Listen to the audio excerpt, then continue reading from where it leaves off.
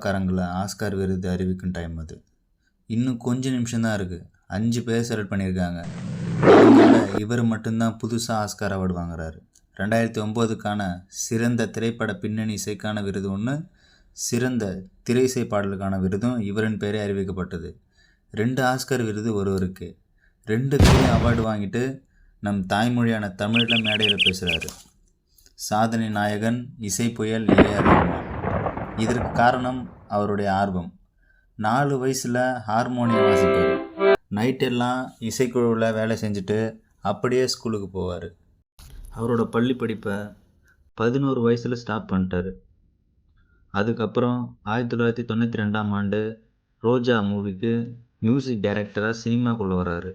தன்னுடைய முதல் படத்திற்கு தேசிய விருது வாங்கின first Indian music director A.R.. Rahman தான். இளைஞர்களை ஆடவும் பாடவும் செஞ்சார். நிறைய புது சிங்கர்ஸை அறிமுகப்படுத்தினார். மெட்டுக்கிணையான இசைக்கோவையை கொடுப்பதில் தனித்துவமானவர் இளையராஜா. அதை அடுத்த கட்டத்துக்கு எடுத்து போனவர் ஏ.ஆர். ரஹ்மான் தான். இவர் ஒரு பாட்டுக்கு மெட்டை ரெடி பண்ணுறதுக்கு முன்னாடி தாளத்தை தான் ஃபஸ்ட்டில் ரெடி பண்ணுவார். தமிழ் பற்றி இவருக்கு நிறைய இருக்குது. வந்தே மாதிரம், ஜனகணமன நவீன இசை வடிவில் இருக்கிற மாதிரி இசையமைச்சார். மலையாளம், தெலுங்கு, கன்னடம், பல சவுத் இண்டியன் மூவிக்கு இசையமைச்சிருக்காரு. சினிமாவில் சூஃபி இசைன்னு சொல்லிட்டு ஒன்று அறிமுகப்படுத்தினது இவர் தான். ஸ்லம்டாக் மில்லியனர் மூவி இசைக்காக குளோப் விருது பெற்று உலகுக்கே தெரிய ஆரம்பித்தார். இந்த விருது வாங்கிய ஃபஸ்ட்டு இந்தியன் இவர் தான். இந்த படத்துக்காக கிராமி விருதும் இவருக்கு கிடைச்சது. நம்மளோட லைஃப்பில் எல்லா சுச்சுவேஷன்லேயும் மியூசிக்கு ஒரு பிளேஸ் இருக்குது.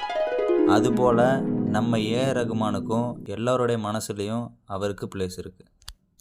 ஏ.ஆர். ரஹ்மான் வாங்கின அவார்ட்ஸ்: இந்திய அரசு பத்மபூஷன் விருது, தமிழ்நாடு அரசு கலைமாமணி விருது, கேரளம் தங்கப்பதக்கம், உத்தரப்பிரதேசம் ஆவாத் சம்மன் விருது, மத்திய பிரதேசம் லதா மங்கேஷ்கர் விருது, மொரிஷியஸ் தேசிய இசை விருது, மலேசியா தேசிய இசை விருது, ஸ்டான்போர்ட் யூனிவர்சிட்டி சர்வதேச இசை விருது அப்படின்னு இவர் விருது வாங்கியிருக்காரு.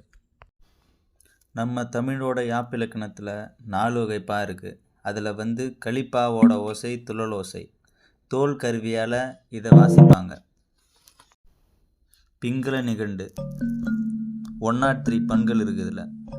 அதில் பாடும் டைமுக்கு ஏற்ற மாதிரி பகல் பண், இரவு பண், பொதுப்பண் அப்படின்னு பிரிச்சுருக்காங்க. இந்த மாதிரி புது புது விஷயம் நீங்கள் தெரிஞ்சுக்கணுன்னா நம்மளோட சேனலை சப்ஸ்கிரைப் பண்ணுங்கள்.